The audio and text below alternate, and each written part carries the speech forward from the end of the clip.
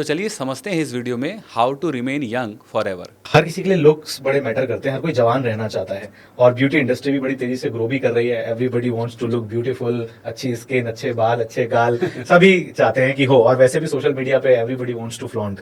तो एनएलपी के माध्यम से हम जानते हैं, मैं आपको जब से जानता हूं मैंने देखा है कि और पता है मुझे कि आज भी इस उम्र में आपके बिल्कुल चमकते हुए बाल और गाल सब कुछ है आपके पास में, और ये एनएलपी की पावर है। तो सर, थोड़ा सा हमारी ऑडियंस जानना चाहेगी कि कैसे जवान रहें, अपनी उम्र को कैसे बढ़ाएं। लॉन्जिविटी के ऊपर आपकी क्लासेस भी होती है। हाँ, देखिए, मैं एक जैसा मैंने बताया था कि मैं ऑटो इम्यून डिजीज का शिकार था और उसमें बालों का गिरना बहुत कम उम्र में शुरू हो गया था।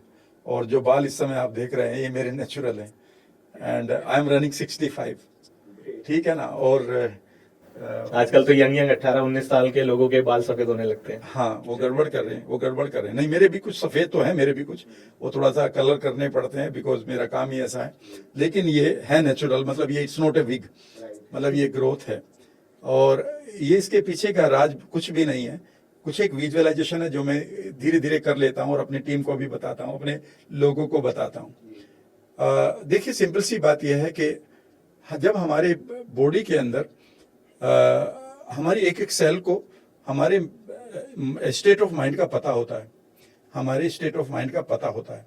जो हमारी स्ट्रेस है बेसिकली वो क्या करती है, हमारी सेल्स की एक्टिविटी को ही तो खराब करती है। स्ट्रेस यहाँ आई, हाइपोथैलेमस ने पकड़ा, उसने ग्लैंड को बता दिया और ग्लैंड ने हमारी बॉडी को यानी कि एक एक सेल को दे दिया। सेल ने उसे रिसीव किया उस मैसेज को और अपनी एक्टिविटी छोड़ दी। तो बेसिकली जब आप जवान रहना चाहते हैं तो पहला रूल है कि आप अपने माइंड में से उन मसलों को हटाएं जो मसले आपकी एनर्जी को ड्रेन कर रहे हैं। ये पहला रूल है। एक बुक में लिखा है लव, मेडिसिन एंड मिरेकल, जिसके ऊपर मैं कई बार लेक्चर देता रहता हूं कि आप बीमार नहीं हैं।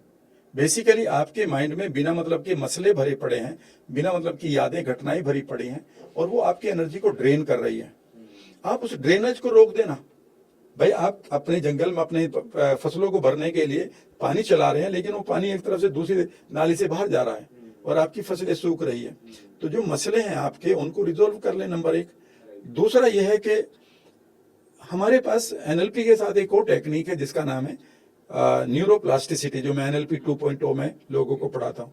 न्यूरोप्लास्टिसिटी का एक रूल है हिमांशु, वो बहुत ही सिंपल है कि न्यूरोप्लास्टिसिटी में एक रूल होता है कि मान लेते हैं किसी आदमी को पैरालिसिस हुई, पैरालिसिस के बाद उसका एक साइड कई बार डेड हो जाती है, ऑलमोस्ट राइट साइड होती है यूजुअली, क्योंकि लेफ्ट का पार्ट राइट साइड को कंट्रोल करता है, ठीक है ना।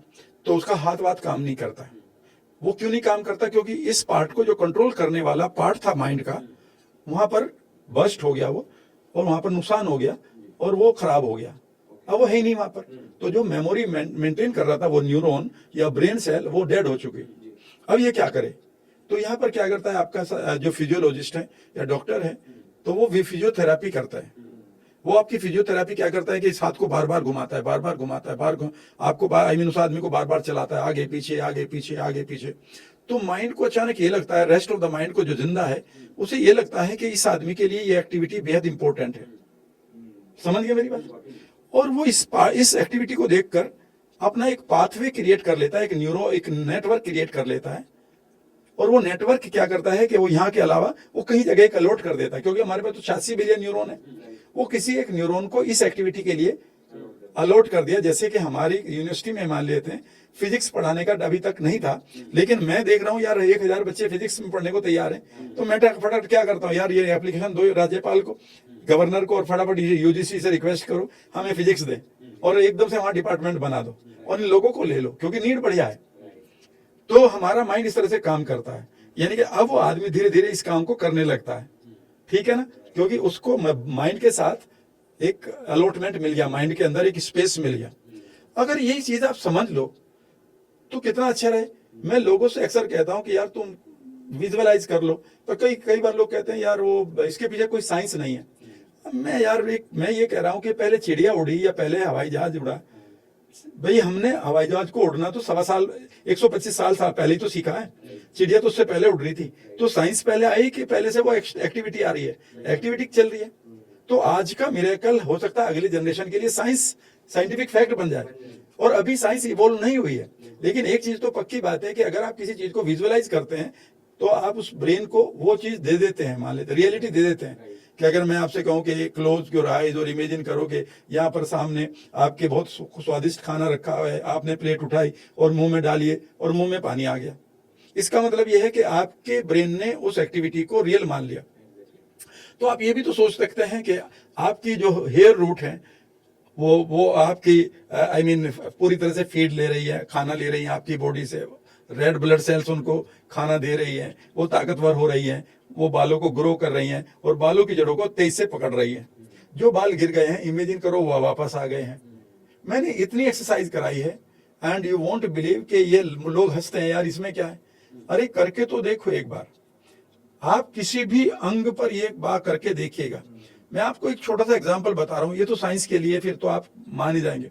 100 बच्चे लिए उन्होंने, एक क्लास के, चौथी 5वीं क्लास के बच्चे, और ये ऑलरेडी है उसमें, यू आर द प्लेसिबो नाम की किताब है, एक डॉक्टर जो डिस्पेंजा की, वो माइंड को ही बता रहे थे कि कैसे पावर, कितना पावरफुल है।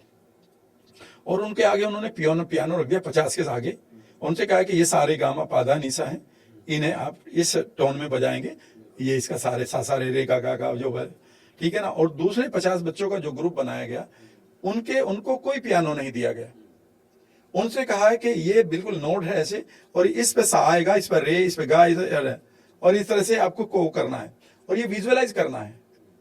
तो वो इमेजिन करे कि ये उंगली यहाँ जा रही है, जा रही है। और 1 महीने के बाद इन दोनों का टेस्ट हुआ, जो बच्चे विजुअलाइज कर रहे थे सिर्फ उसका फोटो देखकर कि यहाँ पर मेरा अंगूठा आ रहा है, यहाँ पर रे पर ही आ रहा, ठीक है ना, और जो एक सचमुच में कर रहे थे, कैन यू बिलीव किसका रिजल्ट बेहतर था? जो विजुअलाइज कर रहे थे। जो फिजिकली कर रहे थे उनको यहां से मैसेज यहां पर पहुंचाना पड़ रहा था, ये बच्चे यहां से मैसेज क्रिएट करके अपनी उंगली को ट्रेंड कर रहे थे। पावर ऑफ माइंड इतनी है, आप किसी भी अंग पर मैं आपको बता रहा हूं कि डॉक्टर कई बार मैं अपनी वर्कशॉप में कहता हूं कि आपकी हार्ट बीट बढ़ रही है, कितनी तक चले जाते हैं सर? 140 तक, 120 तक चले जाते हैं, 125 तक चले जाते हैं सर, पैल्पिटेशन होता है आराम सर, मैं तो परेशान रहता हूं। मैं कहता हूं कि इमेजिन करो कि तुम्हारे हाथ में एक नोब है और उस मोमेंट में जाओ जहां से तुम्हारी हार्ट बीट बढ़ी है। वो कहता है कि जी हाँ, जिस दिन मैंने अपना बिजनेस खोया था और लोग मेरे पास मांगने आए थे और मुझे मारने के लिए तैयार थे, पैनिक थे और गाली दे रहे थे, मैं गोइंग टू दैट टाइम, डरे मत। और इमेजिन करे कि हार्ट बीट जो बढ़ रही है, तेरे हाथ में एक नोब है और इस नोब पे 140 आगे से उल्टा घुमा, पूरी ताकत से उल्टा घुमा, इसे 120 कर, इसे 15 कर, अब 110 कर, अब 100 और इसे 72 पे लाके फिक्स कर। 2-3 आप यकीन नहीं करेंगे, फिर मैं उससे कहता हूँ याद कर ले कितना भी इस इवेंट को, ये 72 रहेगी। It is the power of your imagination. यार ये तो मैं नहीं कह रहा हूं, ये तो आइंस्टाइन कह के गया ना। जब एक तरफ तो सब लोग कहते हैं आइंस्टाइन का बहुत बढ़िया फॉर्मूला है, G=mc², तो भाई उसने ये भी तो कहा कि नॉलेज से बढ़िया तो इमेजिनेशन है। भाई imagination is more powerful than knowledge, ठीक है ना। तो आप, और जो भी आप कर रहे हैं वो इमेजिनेशन से कर रहे हैं। जिस बिल्डिंग में बैठे, ये बिल्डिंग एक मजदूर ने नहीं बनाई थी, ये पहले एक आर्किटेक्ट ने बनाई थी। उसने ये देख लिया था कहाँ कैसे बनेगा, उसने ये इमेजिन किया था।